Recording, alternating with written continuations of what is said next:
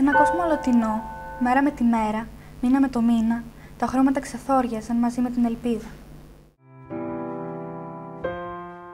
Ώσπου κάποια στιγμή το χρώμα χάθηκε εντελώς από τα μάτια των ανθρώπων.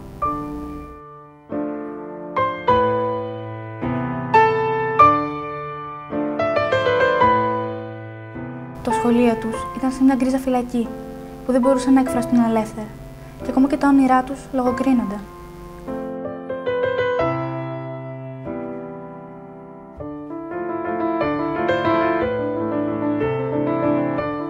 Η δυστυχία εξαπλώθηκε παντού, μα κυρίως στα πρόσωπα των παιδιών.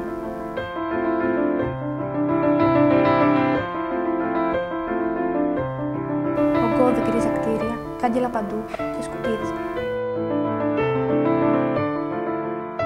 Μια μέρα σαν τις άλλες, δύο παιδιά, ο Γιάννης και η Σοφία, αποφάσισαν να δραπετεύσουν από τη φυλακή του τρόμου και της λύπης που ονομαζόταν σχολείο.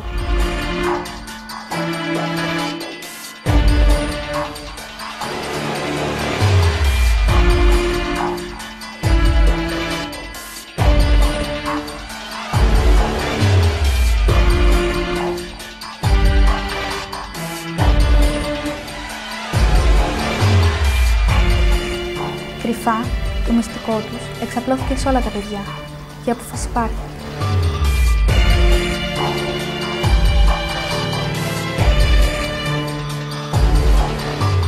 Την επόμενη μέρα, χαράματα, ένα παράξενο θέαμα φάνηκε στην γκρίζα πόλη.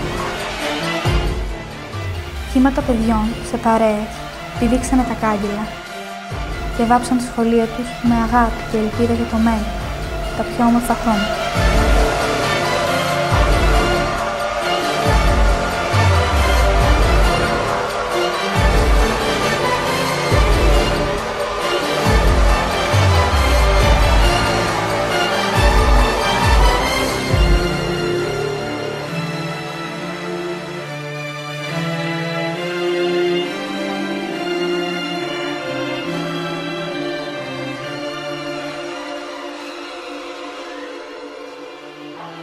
Έτσι, με γέλια και χαμόγελα ζωγραφισμένα στα πρόσωπά τους, τα χρώματα εξαπλώθηκαν σε όλη τη γειτονιά. Και από εκεί και ύστερα, ποιος ξέρει πού.